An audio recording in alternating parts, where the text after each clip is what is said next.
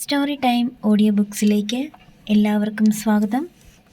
കമല ഗോവിന്ദിൻ്റെ അനുയാത്ര, അദ്ധ്യായം 17. ഒരു നിമിഷം പരസ്പരം ഇരുവരും നോക്കി. മമ്മായുടെ മുഖത്ത് മന്ദഹാസം വിരിഞ്ഞു. പിന്നെ തെല്ലമ്പരപ്പ് കൂടി കലർത്തി ചോദിച്ചു, എമിലി ഇത്ര രാവിലെ എങ്ങോട്ടാ? നിങ്ങൾ പോകുന്നിടത്തേക്ക് എന്ന് പറയാൻ നാവ് ധരിച്ചു. പറഞ്ഞില്ല, പറയാൻ പാടില്ലല്ലോ. അവൾ വാക്കുകൾക്കായി തപ്പി. ഞാൻ പള്ളിയിലേക്ക്. ഇന്നെൻ്റെ ബർത്ത്ഡേ ആണ്. അവൾ കള്ളം പറഞ്ഞു. അതിൻ്റെ വിമ്മിട്ടം അവളുടെ മുഖത്തുണ്ടായിരുന്നു താനും. മമ്മ ഒന്നുകൂടി മന്ദഹസിച്ചു. ആ മന്ദഹാസത്തിൽ വേദന കലർന്നിരുന്നു. നിന്റെ ബർത്ത്ഡേ? എൻ്റെ ഭർത്താവിൻ്റെ ഡെത്ത് ഡേ ഇന്നാണ്. ജനനവും മരണവും എന്നും ബന്ധപ്പെട്ടാണ് കിടക്കുന്നതെന്ന് ആരോ പറഞ്ഞത് ഓർമ്മ വരുന്നു. നന്നായി, നിന്റെ ജനനവും എൻ്റെ ഭർത്താവിൻ്റെ മരണവും ഒരേ ദിവസമായത്. നമുക്ക് ഒരുമിച്ച് പോകാമല്ലോ. കാറിൽ കയറിക്കോളൂ. കാറിൽ കയറിയപ്പോൾ എമിലി അറിഞ്ഞു, ഈ വെള്ള വസ്ത്രത്തിൽ ഈ സ്ത്രീ കൂടുതൽ മനോഹരിയായിരിക്കുന്നു. ഇവർ ചെറുപ്പത്തിൽ എത്ര സുന്ദരിയായിരുന്നിരിക്കും. ഇത്രയും സുന്ദരിയായൊരു ഭാര്യ ഉണ്ടായിരുന്നിട്ടും പപ്പ തൻ്റെ മമ്മിയെ സ്നേഹിച്ചു രണ്ടാം ഭാര്യയാക്കി. താനുണ്ടായി. എത്ര വിചിത്രം. അതെ, വിചിത്രം. മരണത്തിലേക്കുള്ള യാത്രയുടെ വിചിത്രമായ ആരംഭമായിരുന്നു അത്. ആ ജീവൻ പിഴുതെടുത്ത കരങ്ങൾ. എന്നിട്ട് അവരെന്തിനു പ്രാർത്ഥിക്കുന്നു? ഗാന്ധയുടെ തടവുകാരിയായിരിക്കുന്നു. കാർ പള്ളിയിലെത്തി. ഇരുവരും ഇറങ്ങുമ്പോൾ കണ്ടു സ്പോർട്സ് ജീപ്പിൽ നിന്നിറങ്ങി അടുത്തെത്തുന്ന റോയ്. ഹായ്, ഇന്ന് മമ്മയ്ക്ക് എമിലി കൂട്ടുണ്ടല്ലോ. അവൾ പുഞ്ചിരിച്ചു കാണിച്ചു. വരൂ മമ്മ. എമിലിയും റോയിയും പിന്തുടർന്നു. പള്ളിക്കുള്ളിൽ കയറി അവർ പ്രാർത്ഥിച്ചു. മുട്ടുകുത്തി ഫെർണാണ്ടസ് എന്ന മനുഷ്യൻ്റെ ആത്മാവിനും നിത്യശാന്തി നൽകുന്നതിനായി കർത്താവിനോടിരുന്നു. കുർബാന കഴിഞ്ഞു. മൂവരും സെമിത്തേരിയിലേക്ക് നടന്നു. റോയിയായിരുന്നു മുമ്പിൽ.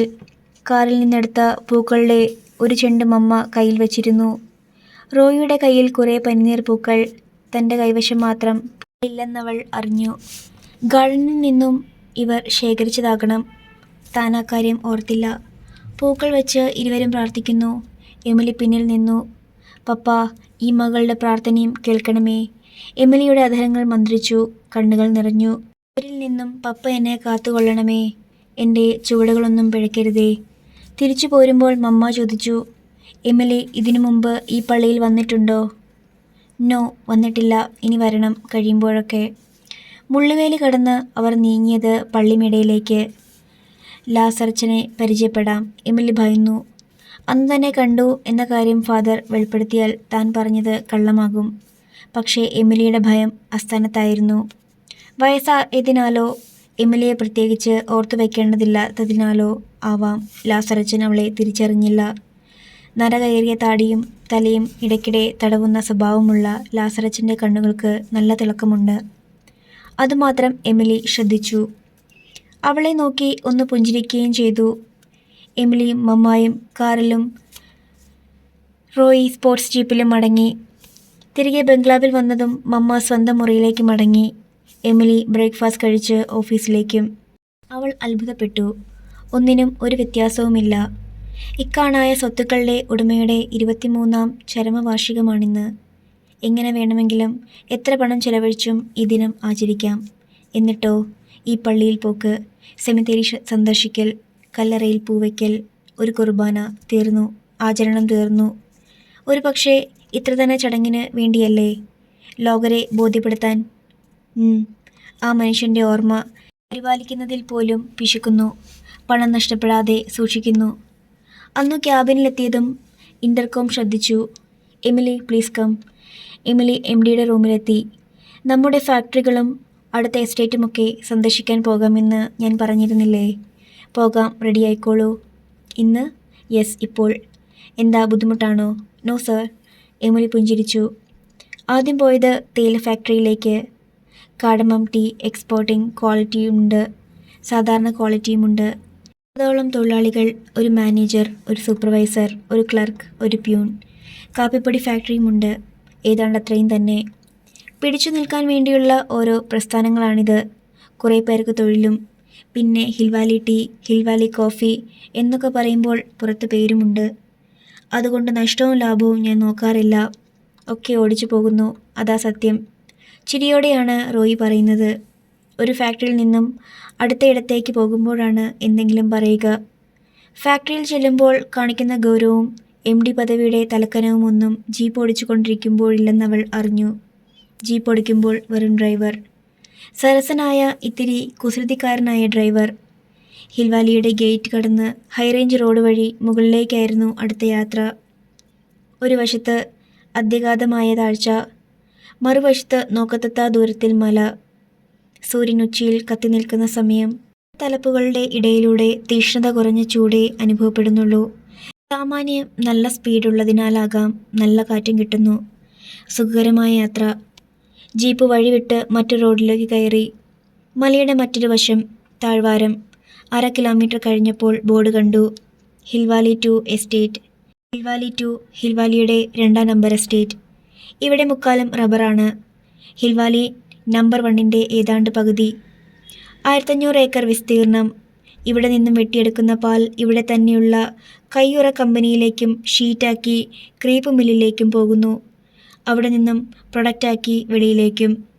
മൂന്നിലും വലിയ ലാഭമില്ലെന്നാണ് പറച്ചിൽ. ക്രീപ്പ് മില്ലിലുമുണ്ട് 10-30 തൊഴിലാളികളും മാനേജറും, ക്ലർക്കും സൂപ്പർവൈസറും പ്യൂണും.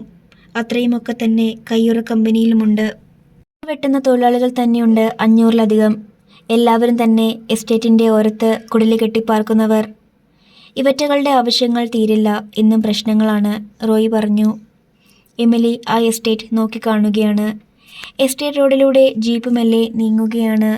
അങ്ങങ്ങ് നീണ്ടു കിടക്കുകയാണ് റബ്ബർ തോപ്പ്. തേയിലച്ചെടികൾക്ക് ഒരാൾ പൊക്കമില്ല. നോക്കിയാൽ തലപ്പ് കാണാം. പച്ചക്കുട നിരത്തി അടുക്കിയതുപോലെ പച്ചപ്പ് തന്നെ. ഇടയിലൂടെ നടക്കുന്ന പണിക്കാരുടെ ചുമൽ കാണാം. തലയും കുടയും കാണാം. റബ്ബർ എസ്റ്റേറ്റിൻ്റെ കടയ്ക്കലിലൂടെയാണ് നോട്ടം പോവുക. മേലെ ഉയരത്തിൽ പച്ചപ്പ്. ഉള്ളിലേക്ക് കയറിയാൽ സൂര്യനെ തോൽപ്പിച്ച ഭാവം. വെള്ളി കിളച്ചതുപോലെ വെയിലിൻ്റെ പൊട്ടുകൾ. തറയിൽ വൃത്തം വരച്ചെങ്കിലായി. നല്ല തണൽ, ഹൃദ്യതയാർന്ന പരിസരം, ശാന്തത. വെട്ടിക്കഴിഞ്ഞ് പട്ടയിലൂടെ ഒഴുകിയൂറുന്ന പാൽ ശേഖരിക്കുന്ന തിരക്കിലാണ് തൊഴിലാളികൾ. റബ്ബർ പാൽ ഉണങ്ങിയ കറുത്ത പാടുകൾ സൃഷ്ടിച്ച വസ്ത്രങ്ങൾ.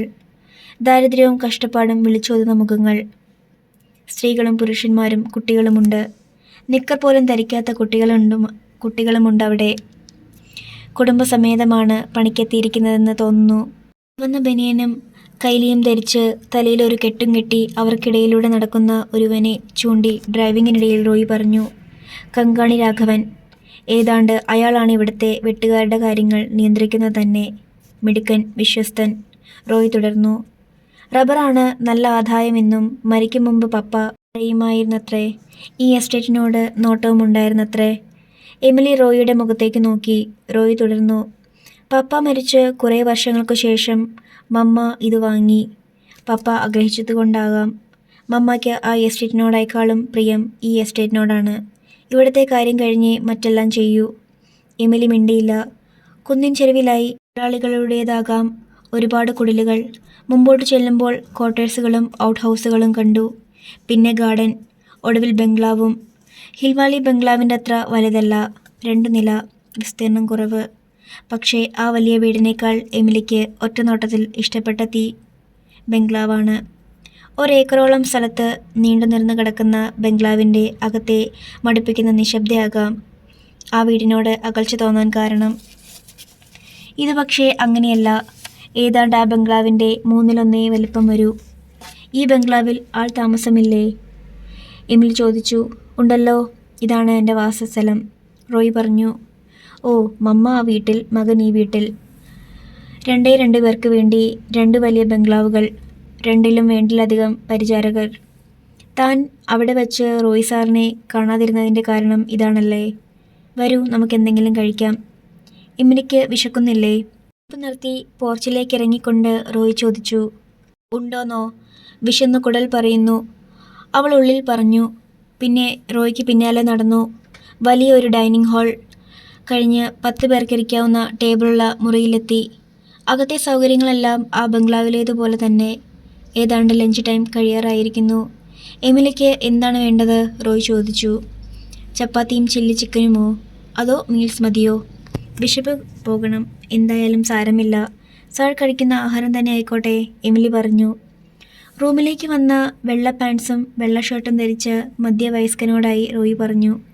ചപ്പാത്തിയും ചില്ലി ചിക്കനും. 10 മിനിറ്റിനുള്ളിൽ മുമ്പിൽ വിഭവങ്ങൾ നിരന്നു. ഓർഡർ ചെയ്ത 2 വിഭവങ്ങൾ മാത്രമല്ല, പല പ്ലേറ്റുകളിൽ പല വിഭവങ്ങൾ. കറികളാണേറെ, പഴങ്ങളുമുണ്ട്. ചള്ളാസും ചിക്കൻ സൂപ്പും അവൾ തിരിച്ചറിഞ്ഞു. ബാക്കിയൊക്കെ പേരറിയാത്ത വിഭവങ്ങൾ. സ്റ്റാർ ഹോട്ടലുകളിലെ മേശമേൽ ഹോട്ടൽ ബോയ്സ് ആഹാരം വിളമ്പുന്ന ശൈലി. വയറു നിറയെ അവൾ കഴിച്ചു. പക്ഷേ ഒരു വീട്ടിൽ നിന്ന് കഴിച്ചതായുള്ള തൃപ്തി കൈവന്നില്ല. ശരിക്കും ഒരു ഹോട്ടലിൽ കയറി ഉച്ചഭക്ഷണം കഴിച്ച പ്രതീതി. ആഹാരം കഴിച്ചു കഴിഞ്ഞപ്പോൾ റോയി അവളെ ഡ്രോയിങ് ഹാളിലേക്ക് ഇരുത്തി. ഇരിക്കൂ, 10 മിനിറ്റ്, ഞാനുടൻ വരാം. റോയി ഗോവണി കയറി മുകളിലേക്ക് പോയി. ഡ്രോയിങ് റൂമിലെ അലങ്കാരങ്ങളാണ് അവൾ ശ്രദ്ധിച്ചത്. ദൈവങ്ങളുടെ പ്രതിമയാണേറെ. ജാതിമത ഭേദമന്യേ എല്ലാ ദൈവങ്ങളുമുണ്ട്. കൂടാതെ കൗതുകം തോന്നിപ്പിക്കുന്ന ഒരുപാട് വസ്തുക്കൾ, ഭംഗിയുള്ള പെയിൻറ്റിങ്സ്. എമിലി വിശാലമായ ആ ഹാളിലെ അലങ്കാര വസ്തുക്കൾ ഒന്ന് ഓടിച്ചു നോക്കി. കണ്ടു തീരും മുമ്പേ റോയി ഇറങ്ങി വന്നു. അമ്പരപ്പോടെ അവൾ വാച്ചിൽ നോക്കി. 10 മിനിറ്റെന്ന് പറഞ്ഞിട്ട് അരമണിക്കൂർ എടുത്തിരിക്കുന്നു. പക്ഷേ ആ 30 മിനിറ്റ് കടന്നുപോയത് താൻ അറിഞ്ഞില്ല. ഈ ഒരു നല്ല കലാസ്വാദകനാണെന്നവൾ മനസ്സിലാക്കി. മുറ്റത്തെ വിശാലമായ ഗാർഡൻ കണ്ടാലും റോയിലെ കലാഹൃദയം മനസ്സിലാക്കാം. ഇരുവരും തിരിച്ചു പോന്നു. അന്ന് വൈകുന്നേരവും ബംഗ്ലാവിലേക്ക് നടക്കുമ്പോൾ നിർമ്മൽ ഒപ്പം വന്നു. ഇന്ന് ഫാക്ടറികളും റബ്ബർ എസ്റ്റേറ്റും കാണിക്കാൻ MD കൊണ്ടുപോയി അല്ലേ? ഉവ്വ്, അവൾ പറഞ്ഞു. മറ്റാർക്കും കിട്ടാത്ത ഭാഗ്യം. MDയുടെ വണ്ടിയിൽ MD തന്നെ നേരിട്ട് കമ്പനികളിലും എസ്റ്റേറ്റും പരിചയപ്പെടുത്തുക ഭാഗ്യമല്ലേ? എമിലി വെറുതെ ചിരിച്ചു. അവിടെ എസ്റ്റേറ്റ് ബംഗ്ലാവിൽ പോയോ? ഉവ്വ്, ലഞ്ച് ടൈമിൽ പോയി. ആഹാരം കഴിച്ചു. എനിക്ക് ആ ബംഗ്ലാവാണ് ഇതിലും ഇഷ്ടമായത്. അവിടെ ആ ബംഗ്ലാവ് സൂക്ഷിപ്പുകാരിയെ പരിചയപ്പെട്ടോ? സൂക്ഷിപ്പുകാരിയോ? അതാര്? റോയിച്ചൻ്റെ ഭാര്യ. ഭാര്യയോ? റോയ് സാർ മാരീഡാണോ? എമിലി അമ്പരന്നു. നിർമ്മൽ കള്ളം പറയുന്നോ? എന്തിന്? ഭാര്യയുണ്ട്, ഒരു കുട്ടിയും. പരിചയപ്പെട്ടോ എന്നറിയാനാണ് ചോദിച്ചത്. ഇല്ല. റോയ് സാർ തന്നെ സ്വീകരണ മുറിയിലേക്ക് ഇരുത്തിയിട്ട് മുകളിലേക്ക് പോയതും അരമണിക്കൂർ കഴിഞ്ഞ് ഇറങ്ങി വന്നതും അവൾ ഓർത്തു. മാരീഡാണെന്ന് അറിഞ്ഞപ്പോൾ എമിലിയുടെ ഇംപ്രഷൻ നഷ്ടപ്പെടുമോ എന്ന് ഭയന്നാകണം വൈഫിനെ ഒളിപ്പിച്ചത്. What you mean? എമിലി തിരിഞ്ഞു നിന്നു. മറ്റാർക്കും കിട്ടാത്ത പരിഗണന, മറ്റാർക്കും വേണ്ടി ചെയ്യാത്ത നിയമലംഘനം, മറ്റാരോടും കാട്ടാത്ത അടുപ്പം, ഊരുചുറ്റൽ. എന്തിനാണീ പരിഗണനയും അടുപ്പവും എന്ന് എമിലിക്കിനി മനസ്സിലായില്ലല്ലോ. എന്ന് പറഞ്ഞാൽ അത് കള്ളം, പച്ചക്കള്ളം. നിർമ്മൽ, അവൾ താക്കീതോടെ വിളിച്ചു. യെസ്, അയാൾക്ക് എമിലിയിൽ നോട്ടമുണ്ട്. I'm sure. ഒരു second wife or keep. No no. Emily നിർമ്മലിന് നേരെ ചീറി അലറി. നിർമ്മൽ സ്തംഭിച്ചു പോയി. അധ്യായം 18. എന്താ എമിലി? നിർമ്മൽ അന്താളിച്ചു പോയി. അത്രയ്ക്ക് അപ്രതീക്ഷിതമായിരുന്നു അവളുടെ ഭാവമാറ്റം. തുറിച്ച കണ്ണുകളും ചുവന്ന മനവും. യു അവൾ എന്തോ പറയാൻ വെമ്പി. പറയാൻ കഴിയാത്ത അവസ്ഥയിൽ അവളുടെ നെഞ്ചു വിങ്ങി. പിന്നെ തിരിഞ്ഞു നടന്നു. സ്പീഡിൽ, അത്യന്തം സ്പീഡിൽ. നിൽക്കൂ എമിലി, നിൽക്കൂ. നിർമ്മൽ പിന്നിൽ നിന്നും വിളിച്ചു. എമിലി വിളി കേട്ടില്ല, നിന്നില്ല. അതേ സ്പീഡിൽ അവൾ പാഞ്ഞു. ഒപ്പം ഓടിയെത്താനും ആശ്വസിപ്പിക്കാനും ക്ഷമ പറയാനും നിർമ്മലിൻ്റെ ഹൃദയം വെമ്പി. അവൾ MDയുടെ PA ആണ്. MD പറയുന്നത് അനുസരിക്കുന്നു, വിളിക്കുന്നിടത്ത് ചെല്ലുന്നു. അതവളുടെ ഡ്യൂട്ടിയാണ്. MDക്ക് അവളിൽ കണ്ണുണ്ടായിരിക്കാം, പക്ഷേ അതിത്ര പച്ചയായി താൻ പറയരുതായിരുന്നു. കഷ്ടം. നിർമ്മലിന് കുറ്റബോധം തോന്നി. പക്ഷേ ഇന്ന് MDയോടൊപ്പം എമിലി പോയതു മുതൽ അവർ തിരികെ വരും വരെ തൻ്റെ മനസ്സ് എത്ര വിഷമിച്ചിരുന്നു എന്നവൾ അറിയുന്നില്ലല്ലോ. എന്തുകൊണ്ടാണ് എമിലിയോട് മറ്റാരോടും തോന്നാത്ത അടുപ്പം തോന്നിയത്? അവൾ മാത്രമേ പ്രായം കുറഞ്ഞ സഹപ്രവർത്തകയായി എത്തിയുള്ളൂ എന്നതുകൊണ്ടാണോ? അവൾ അതീവ സുന്ദരിയായതുകൊണ്ടോ? ആവാം. കുറഞ്ഞൊരു നാളെ ആയിട്ടുള്ളൂ അവളെ കാണാൻ തുടങ്ങിയിട്ട്. പക്ഷേ ഒരു കാര്യം സത്യമാണെന്ന് മനസ്സ് പറയുന്നു. അവളെ തനിക്ക് വേണം, സ്വന്തമായി. അവളെ മറ്റൊരു പുരുഷൻ നോക്കുന്നത് പോലും തനിക്ക് സഹിക്കാനാവില്ല. അത് MD ആണെന്ന് പറഞ്ഞാലും അവിടെ നിർമ്മൽ എതിർക്കും, തടയും, തീർച്ച. അവൻ്റെ മനസ്സ് വല്ലാതെ പ്രക്ഷുബ്ധമാകുകയായിരുന്നു. ഒരുപക്ഷേ എമിലിക്ക് അതാണിഷ്ടമെങ്കിലോ? ഇത്രയും സ്വത്തുള്ള ഒരാളുടെ 2ാം ഭാര്യയായാൽ എന്താ കുഴപ്പം? റോയിച്ചൻ കണ്ടാൽ സ്മാർട്ടാണ്. മാരീഡാണെന്ന് ആരും പറയില്ല. റോയ് സാറിൻ്റെ ഓഫർ തള്ളി എമിലി തൻ്റെ നീട്ടിയ കരത്തിൽ പിടിക്കുമോ? ഒട്ടും സാധ്യതയില്ലാത്ത കാര്യം. ആ ഓർമ്മയിൽ നിർമ്മൽ വല്ലാതെ നൊന്തുപിടഞ്ഞു പോയി. പിറ്റേന്ന് സൺഡേ രാവിലെ എമിലി മമ്മിയോടൊപ്പം പള്ളിയിൽ പോയി. കുർബാന കഴിഞ്ഞ് അവരിരുവരും ഇറങ്ങുമ്പോഴാണ് ത്രേസ്യായും നിർമ്മലും ഒപ്പമുണ്ടായിരുന്നു എന്ന് എമിലി കണ്ടത്. അവളൊന്ന് നോക്കിയിട്ട് മുഖം തിരിച്ചു പെട്ടെന്ന് കാറിനുള്ളിൽ കടന്നിരുന്നു. നിർമ്മലിൻ്റെ നെഞ്ചിൽ അവളുടെ പ്രവൃത്തി വല്ലാത്ത നൊമ്പരമുണ്ടാക്കി. ഡ്രൈവർ വണ്ടി വിട്ടു. മെല്ലെ കാർ നീങ്ങുമ്പോൾ എമിലി ചോദിച്ചു, റോയ് സാറിൻ്റെ വൈഫ്? മമ്മ പെട്ടെന്ന് തിരിഞ്ഞു നോക്കി. അല്ല, ഇതുവരെ കണ്ടില്ല, പള്ളിയിലും വന്നില്ല. വെറുതെ ചോദിച്ചതാണ്. എമിലി ശബ്ദം താഴ്ത്തി. ചോദ്യം വെറുതെ ആക്കണ്ട ഇപ്പച്ച, വണ്ടി വിട്ടോളൂ, ടൂവിലേക്ക്. മമ്മ പറഞ്ഞു. രോഗി ഇച്ഛിച്ചതും വൈദ്യൻ കൽപ്പിച്ചതും പാൽ. എമിലിക്ക് ഉത്സാഹമായി. ഇത്രയും വലിയ വീട്ടിൽ ഒരുമിച്ച് താമസിച്ചാൽ അതല്ലേ മമ്മ നന്ന്? എമിലി കിട്ടിയ സ്വാതന്ത്ര്യത്തിൽ കടന്നു പിടിച്ചു ചോദിച്ചു. അതായിരുന്നു നന്ന്, മമ്മ പറഞ്ഞു. നല്ലത് എന്തെല്ലാം നഷ്ടപ്പെടുന്നു, അക്കൂട്ടത്തിൽ ഇതും. നഷ്ടപ്പെടുത്തിയതാണെങ്കിലോ? പെട്ടെന്ന് മമ്മ നോക്കി. അല്ല, മമ്മ നിർബന്ധിച്ച് പറഞ്ഞിരുന്നെങ്കിൽ റോയ് സാർ നമ്പർ 2 താമസം മാറ്റുകയില്ലായിരുന്നു എന്ന് പറഞ്ഞതാണ്. അവൾ തിരുത്തി വിശദീകരിച്ചു. നിർബന്ധിക്കുന്ന എന്തിന്? അവനിഷ്ടം അതാണ്. എൻ്റെ മകൻ്റെ ഇഷ്ടം എൻ്റെയും ഇഷ്ടമായി മാറും. എന്തുതന്നെ ആയാലും മകൻ്റേതെന്നല്ല, ആരുടെയും ഇഷ്ടങ്ങൾക്ക് വിലങ്ങിടാൻ ഞാൻ ശ്രമിക്കാറില്ല. വിലങ്ങിടില്ല, വെട്ടിമുറിക്കുകയുള്ളൂ. മനസ്സിൽ പൊന്തി വന്ന വാക്കുകൾ എമിലി പറഞ്ഞില്ല, അടക്കി. ഇഷ്ടങ്ങൾക്ക് വിലങ്ങിടില്ല പോലും. മര്യാദക്കാരി, പുണ്യവതി. വലുതായപ്പോൾ എൻ്റെ മകൻ ഒരു ദിവസം പറഞ്ഞു, അവനൊരു പെണ്ണിനെ സ്നേഹിക്കുന്നുവെന്ന്. അവളോടുള്ള സ്നേഹം കൊണ്ട് അന്ധനാണ് അവനെങ്കിൽ പിന്നെ ഞാനെന്തിന് കണ്ണുമിഴിക്കണം, എതിർക്കണം? കുലമഹിമ, ജാതി, മതം, സാമ്പത്തികം ഒന്നും ഞാൻ നോക്കിയില്ല. ഇന്നും എനിക്കവ അറിയില്ലതാനും. ഞാൻ മകൻ്റെ ഭാര്യ വീട്ടിൽ പോയിട്ടുമില്ല. ഞാൻ സന്തോഷിച്ചു. എൻ്റെ ഏകാന്തതയ്ക്ക് ഒരു കൂട്ട്, ഈ വീടിൻ്റെ ഭയപ്പെടുത്തുന്ന നിശബ്ദതയ്ക്ക് വിരാമം. എനിക്ക് കൊഞ്ചിക്കാനും സമയം നീക്കാനും ഒരു കുഞ്ഞ്. 1 വർഷം മുമ്പായിരുന്നു ആ വിവാഹം. ആ എസ്റ്റേറ്റ് കണ്ട് ഏറ്റവും ആർഭാടമായ വിവാഹം. വർഷങ്ങളായി ഞാൻ മറന്നു കിടന്നിരുന്ന ചിരിയും സന്തോഷവും ഒക്കെ എന്നിലേക്ക് തിരിച്ചെത്തിയ ദിവസം. പക്ഷേ മനുഷ്യൻ കണക്ക് കൂട്ടുന്നു, ആശിക്കുന്നു, ദൈവം വിധിക്കുന്നു. ദൈവത്തിൻ്റെ വിധി പുസ്തകത്തിൽ എൻ്റെ കോളമെന്നും ദുരന്തങ്ങൾ നിറഞ്ഞതായിരുന്നു. ഇന്നും ഇപ്പോഴും അങ്ങനെ തന്നെ. ഇനിയും എൻ്റെ ആ കോളത്തിൽ നിന്ന് ദുരന്തങ്ങൾ ഒഴിഞ്ഞു പോയിട്ടുമില്ല. സാവധാനം നന്ദി താണ ശബ്ദത്തിലായിരുന്നു മമ്മ പറഞ്ഞുകൊണ്ടിരുന്നത്. എമിലി വെറും ഒരു കേൾവിക്കാരിയായി.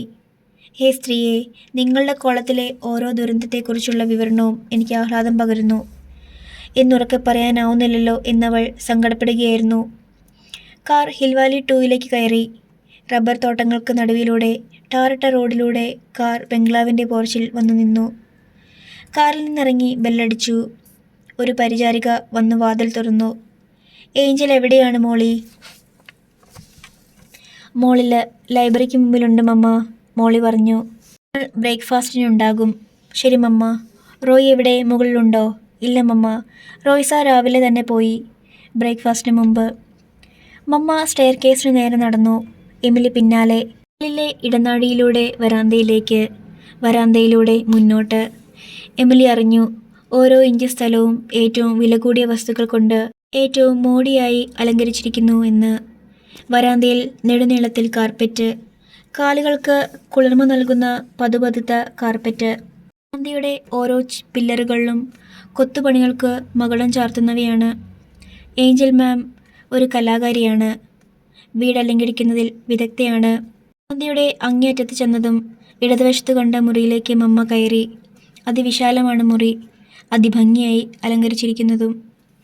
വിശേഷമായി ഒന്നുകൂടി ആ മുറിയിലുണ്ടായിരുന്നു. ഒരു തൊട്ടിൽ, കൊത്തുപണികളാൽ അലങ്കൃതമാക്കിയ ഒരു ചന്ദനത്തൊട്ടിൽ. അതിനപ്പുറത്ത് ബെഡ്, ബെഡിന്മേൽ കിടക്കുന്ന കുട്ടി, ബെഡിനരികിലിരിക്കുന്ന മധ്യവയസ്ക. അവർ വിനയത്തോടെ എഴുന്നേറ്റു. 4 വയസ്സോടടുത്ത് പ്രായം തോന്നിക്കുന്ന നീണ്ടു നിവർന്നു കിടക്കുന്ന ഒരാൺകുട്ടി. മമ്മ ആ ബെഡിനരികിൽ തെല്ലിട നിന്നു. എമിലിക്ക് നേരെ തിരിഞ്ഞു. റോയിയുടെ മകൻ റോഫി. അരികിലിരിക്കുന്ന മധ്യവയസ്കയെ ചൂണ്ടി പറഞ്ഞു, മോൻ്റെ ആയ റബേക്ക. എമിലി പുഞ്ചിരിക്കാൻ നോക്കി. ഒരു പക്ഷേ ഇപ്പോൾ റോഫി റബേക്കയുടെ മാത്രം മകനായിരിക്കുന്നു, ഇല്ലേ? എമിലി അമ്പരപ്പോടെ റോഫിയെ നോക്കി. എന്തോ പന്തികേട്. ശരിയാണ്, മമ്മ അടുത്ത് ചെന്നിട്ടും പ്രത്യേകിച്ച് വികാരമൊന്നുമില്ലാത്ത ഭാവം കുട്ടിക്ക്. എണീക്കുകയോ കുട്ടികളുടെ പ്രസരിപ്പോ മമ്മ എന്ന് വിളിക്കുകയോ ഒന്നുമില്ല. ഒരേ കിടപ്പ്. റോഫി, റബേക്ക വിളിച്ചു കുട്ടിയെ തൊട്ടുണർത്തി. ആരാ വന്നിരിക്കുന്നതെന്ന് നോക്ക്. മമ്മ. കിളി കരയും പോലൊരു ശബ്ദം. പക്ഷേ അനങ്ങുകയോ എഴുന്നേൽക്കുകയോ ചെയ്തില്ല. വിളി കേൾക്കുന്നതിന് പകരം നിറമിഴികളോടെ പിന്തിരിഞ്ഞു നടക്കുകയായിരുന്നു മമ്മ. എമിലി പിന്തുടർന്നു. മമ്മ. നേർത്ത കിളിയൊച്ച പിന്നെയും കേട്ടു. അവർ നിന്നില്ല. എമിലി നിന്നു. തൻ്റെ സഹോദരൻ്റെ കുഞ്ഞാണ്. പാടില്ല, സെൻറ്റിമെൻറ്റ്സ് ഒന്നും പാടില്ല. അവൾ മമ്മയെ പിന്തുടർന്നു. അമ്മ പോയത് ഇടനാഴിയുടെ അങ്ങേയറ്റത്ത്. അങ്ങോട്ടടുക്കുന്തോറും എമിലി സാന്ദ്രമധുരമായ ഒരു സംഗീതം കേട്ടു, ഗിത്താറിൻ്റെ. ഇടനാഴി തീരുന്നിടത്ത് ഫ്രണ്ട് വരാന്ത അഴിയിട്ടിരിക്കുന്നു. ഫ്രണ്ട് വരാന്ത അവസാനിക്കുന്നിടത്ത് ലൈബ്രറി റൂം. വാതിൽ കടന്ന് ആദ്യം ചെന്നത് റീഡിംഗ് റൂമിലേക്ക്. മനോഹരമായി അലങ്കരിച്ച മുറിയാണത്. ആ മുറിയുടെ നടുവിൽ നിന്നാണ് ആ സംഗീതത്തിൻ്റെ അലയൊലികൾ കേൾക്കുന്നതും. കസേരമേൽ അതിസുന്ദരിയായ ഒരു സ്ത്രീ. കസേരയിലിരുന്നാണ് ഇത് വായിക്കുന്നത്. ആ സൗന്ദര്യത്തിന് മാറ്റുകൂട്ടുന്ന സംഗീതം. ഇരുവരെയും കണ്ടതോടെ സംഗീതം നിലച്ചു. മുഖത്ത് വിടർന്ന ചിരി, സന്തോഷം. അപ്പോഴേ എമിലി ഒരു കാര്യം ശ്രദ്ധിച്ചുള്ളൂ. ആ കസേര വീലിന്മേലാണ് ഉറപ്പിച്ചിരിക്കുന്നത്. Wheelchair. എമിലി നടുങ്ങിപ്പോയി. ഇത്രയും സൗന്ദര്യമുള്ള പെണ്ണ്, ഇത്ര സുന്ദരിയായി പാടുന്ന സ്ത്രീ, റോയിയുടെ ഭാര്യ. അവരുടെ കാലുകൾ. ഓ ഗോഡ്. മമ്മ 2 ദിവസമായല്ലോ കണ്ടിട്ട്. Oh, you are Emily Johnson. Roy പറയാറുണ്ട് PA എഫിഷ്യൻ്റാണ്, സുന്ദരിയാണ് എന്നൊക്കെ. കണ്ടതും അവർ കയറി മിണ്ടിക്കളഞ്ഞു. എതിരെ കിടന്ന സെറ്റിമേലിരുന്നതും മമ്മ പരിചയപ്പെടുത്തി. റോയിയുടെ ഭാര്യ ഏഞ്ചൽ. ലൈബ്രറിക്കുള്ളിൽ നിന്നും വൃത്തിയായി വേഷം ധരിച്ച ഒരു മധ്യവയസ്ക ഇറങ്ങി വന്നു, ചിരിയോടെ. ഏഞ്ചലിൻ്റെ ആയ സൂസമ്മ.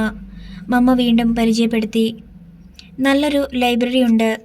ഏഞ്ചലിൻ്റെ ശേഖരമാണ്, മമ്മ പറഞ്ഞു. എമിലിക്ക് ആവശ്യമെങ്കിൽ നോക്കാം. അവൾ മിണ്ടിയില്ല. ഏഞ്ചലിനെ ഈ അവസ്ഥയിൽ കണ്ടതിലുള്ള ഷോക്കിൽ നിന്നും അവൾ വിമുക്തി നേടിയിരുന്നില്ല. ഹായ് എമിലി ജോൺസൺ, എന്താ ഒന്നും മിണ്ടാത്തത്? ഏഞ്ചൽ ചോദിച്ചു. അവൾ വെറുതെ പുഞ്ചിരിച്ചു കാട്ടി. ജോലിയൊക്കെ എങ്ങനെ? ഒക്കെ പഠിച്ചോ? വീണ്ടും ചോദ്യം. അവൾ തലയാട്ടി. മമ്മ പള്ളിയിൽ നിന്ന് വരിക? അതെ. ബ്രേക്ക്ഫാസ്റ്റ് കഴിച്ചിട്ടേ പോകൂ. ഉടനെ പോകണോ? പോകണം. മമ്മ എണീറ്റ് കഴിഞ്ഞു.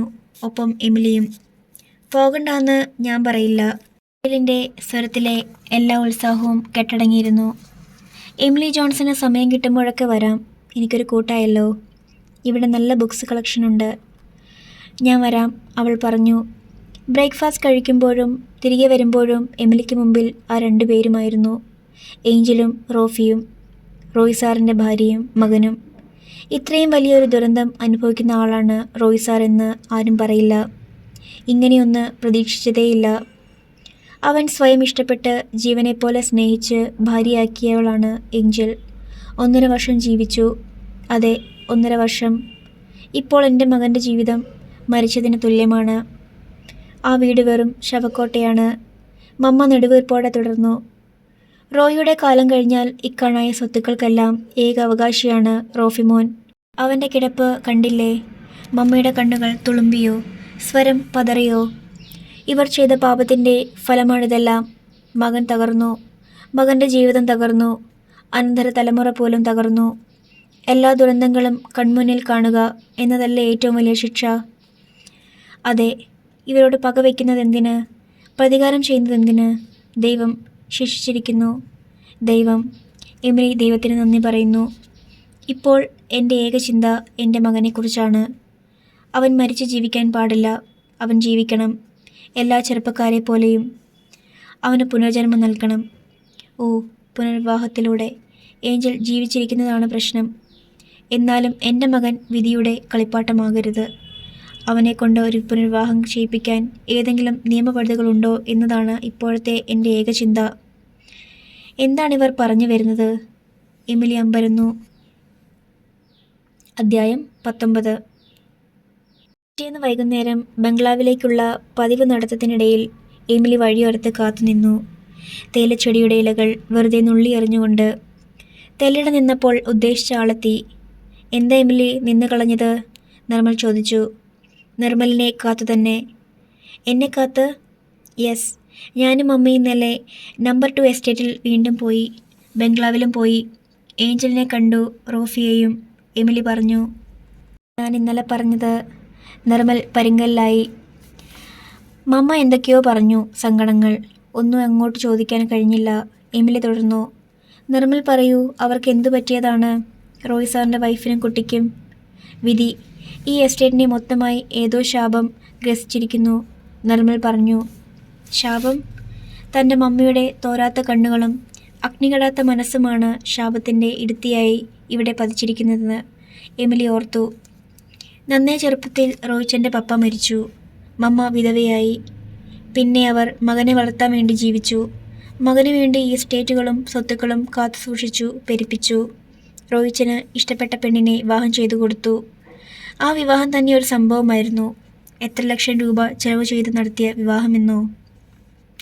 2 എസ്റ്റേറ്റുകളിലെയും ജോലിക്കാർക്കും തൊഴിലാളികൾക്കും അടുക്കളക്കാർക്കും വരെ പ്രത്യേക സമ്മാനങ്ങളും തുണിത്തരങ്ങളും പണവും നൽകപ്പെട്ടു.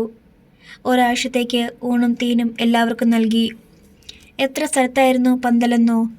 പല പന്തലുകളും ദേഹണ്ടക്കാരും. ഇവിടെയുള്ളവർക്ക് ഉത്സവമായിരുന്നു ആ വിവാഹം. ബംഗ്ലാവിൽ വീണ്ടും ആഹ്ലാദനുര കുത്തിയൊഴുകി.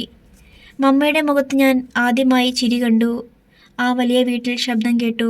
പൊട്ടിച്ചിരിയുടെ, തമാശയുടെ, സംഗീതത്തിൻ്റെ. ഏഞ്ചൽ മാഡം ഒന്നാന്തരമായി ഗിത്താർ വായിക്കുമായിരുന്നു.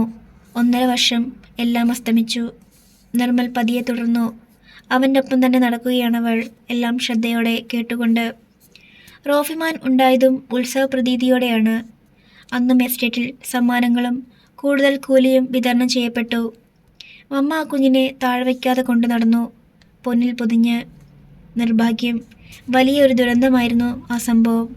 ജീപ്പിൽ റോയ്ച്ചൻ മാടത്തെയും കുട്ടിയെയും വെച്ച് കറങ്ങുമായിരുന്നു. കറക്കം വല്ലാത്ത റൊമാൻറ്റിക് മൂഡിലാവും. ജീപ്പിൽ അവർ എന്തെങ്കിലും കുസൃതി ഒപ്പിച്ചും കെട്ടിപ്പിടിച്ചുമൊക്കെയാണ് ഇരിക്കാറ്. ഒന്നുകിൽ കുഞ്ഞുമടിയിലുണ്ടാവും, അല്ലെങ്കിൽ സീറ്റിന്മേൽ സുരക്ഷിതമായി കിടത്തിയിട്ടുണ്ടാവും. ഡ്രൈവിങ്ങിൽ അതിവിദഗ്ധനാണ് റോയ്ച്ചൻ. എന്നിട്ടും തെറ്റുപറ്റി. റൊമാൻസ് കൂടിയിട്ടോ മറ്റെന്തെങ്കിലും തരത്തിൽ ശ്രദ്ധ വിട്ടതോ എതിരെ വന്ന വണ്ടിക്ക് സൈഡ് കൊടുത്തതോ എന്നൊന്നും അറിയില്ല. വണ്ടി മറിഞ്ഞു കൊക്കയിലേക്ക്. മലയുടെ ഉച്ചിയിൽ നിന്നും കുറേയേറെ സഞ്ചരിച്ചു താഴെ ഹൈറേഞ്ച് റോഡ് ആരംഭിക്കുന്നിടത്തേക്ക്. ഏതാണ്ട് അടുത്തിരുന്നതിനാൽ കൊക്കയ്ക്ക് വലിയ ആഴമുണ്ടായിരുന്നില്ല. ജീപ്പ് ഒരു വശം ചെരിഞ്ഞാണ് കിടന്നിരുന്നത്. മാടത്തിൻ്റെ 2 കാൽ മുട്ടിന് മുകളിലേക്ക് ജീപ്പ് കിടക്കുകയായിരുന്നു. ആളുകൾ ഓടിക്കൂടി ഒരു വിധത്തിൽ ജീപ്പ് പൊക്കി അവരെ വലിച്ചെടുക്കുമ്പോൾ. ഹോ, ആ മനോഹരമായ കാലുകൾ ചതഞ്ഞു തൂങ്ങിയാടി. എമിലി കണ്ണുകൾ ഇറക്കിപ്പൂട്ടി. 5 മാസം പ്രായമുണ്ടായിരുന്നു റോഫിമോന്. അവൻ തെല്ലകലെ വീണ് കിടന്നിരുന്നു. തലയ്ക്കാണ് ക്ഷതം. ഒരാഴ്ച കഴിഞ്ഞിട്ടേ കുട്ടി കണ്ണു തുറന്നുള്ളൂ. അതേ കിടപ്പാണ്. പിന്നീട് ഇന്നോളം വിറച്ച് വിറച്ചാണ് ശബ്ദം വരിക. എഴുന്നേൽക്കാൻ വയ്യ, നടക്കില്ല, ഒരേ കിടപ്പ്. പൂ പോലെ വിടർന്ന കുഞ്ഞ്. ഈ എസ്റ്റേറ്റൊക്കെ ഓടി നടക്കേണ്ടവൻ. ആ കിടപ്പും കണ്ടാൽ ആരും സഹിക്കില്ല. റോയിച്ചിനും തലയ്ക്ക് പരിക്കുണ്ടായിരുന്നു.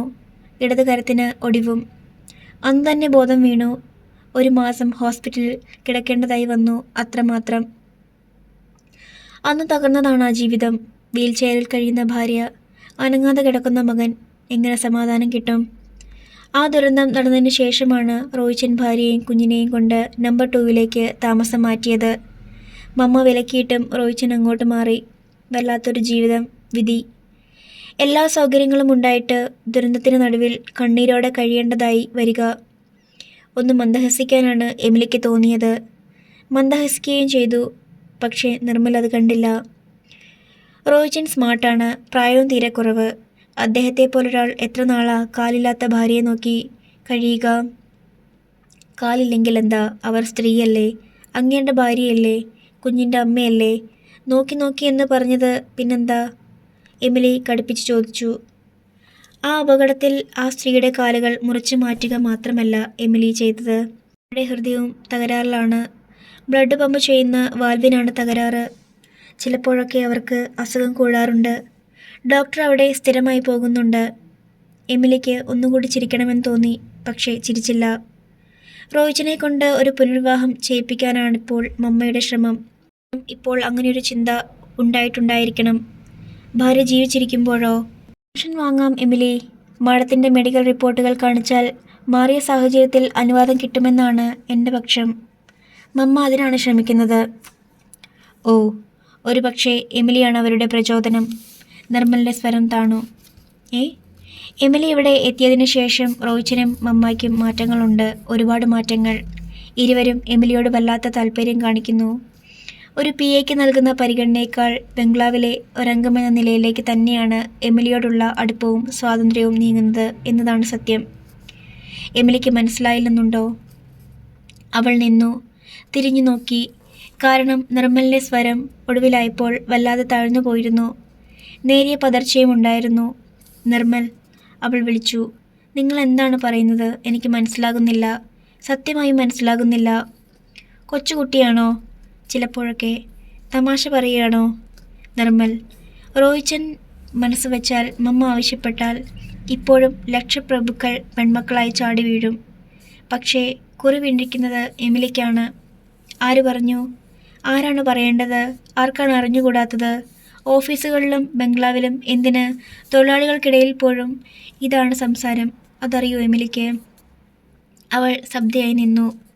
മമ്മ സഭയിൽ നിന്ന് അനുവാദം വാങ്ങിയാൽ, റോയ് തന്നെ സമീപിച്ചാൽ, ഏഞ്ചലിൻ്റെ സ്ഥാനം ഏറ്റെടുക്കാൻ പറഞ്ഞാൽ, ദൈവമേ, അവൾക്ക് ചലിക്കാനായില്ല. അങ്ങനെയൊരു നീക്കമുണ്ടായാൽ എല്ലാം തുറന്നു പറഞ്ഞേ മതിയാകൂ. അപകടം, ഏറ്റവും വലിയ അപകടം. മമ്മിയും പപ്പയും വിലക്കി. പക്ഷേ വകവയ്ക്കാതെ താൻ എടുത്തു ചാടി വന്നു. ഇനി മുമ്പിലൊരു അപകടം കണ്ട് എമിലി നടുങ്ങി. എമിലി, നിർമ്മലിൻ്റെ വിളിയൊച്ച വളരെ അകലെ നിന്നാണ് തോന്നി. അവൾ മുഖമുയർത്തി. ആരെന്തും പറയട്ടെ, മമ്മ അനുവാദം മേടിക്കുകയോ റോയിച്ചൻ ആശിക്കുകയോ ചെയ്യട്ടെ. എമിലി എന്തു പറയുന്നു? എമിലി തയ്യാറാണോ? എനിക്കതറിയണം. അവൾ തറച്ചു നോക്കി. Because I love you. ഒറ്റ വീർപ്പിൽ നിർമ്മൽ പറഞ്ഞു നിർത്തി. എമിലിയുടെ കണ്ണുകൾ വിടർന്നു. വായ് തെല്ലു തുറന്നു. കേൾക്കാൻ ആശ വാക്കുകൾ. എന്നിട്ടും കേട്ടപ്പോൾ അമ്പരപ്പ്, കോരിത്തരിപ്പ്. 25 വയസ്സിനിടയിൽ ഇതാദ്യമായാണ് ഒരു പുരുഷൻ ഇങ്ങനെ പറയുന്നത്. കണ്ട നാൾ മുതൽ, അറിഞ്ഞിടത്തോളം കൊണ്ട് എനിക്ക് എമിലിയെ എന്തുകൊണ്ടോ എൻ്റേതാക്കാൻ കൊതി തോന്നി. നാൾക്കുനാൾ ഒരാവേശമായി എന്നിൽ കുതിച്ചു പൊങ്ങുന്ന ദാഹം. പറയാൻ ഞാൻ കുറച്ച് ദിവസമായി ശ്രമിക്കുന്നു. ഇന്നേ കഴിഞ്ഞുള്ളൂ. ഒരേ നിൽപ്പ് നിന്നു. എമിലി കുറേ നേരം. ഒടുവിൽ ചോദിച്ചു, എന്നെക്കുറിച്ച് എന്തറിയാം നിർമ്മലിന്? എന്തറിയാനാണ്? ഏറ്റവും താഴെക്കിടയിൽ ദാരിദ്ര്യവും ബുദ്ധിമുട്ടും നിറഞ്ഞ. നിർമ്മൽ ഇടയ്ക്ക് കയറി.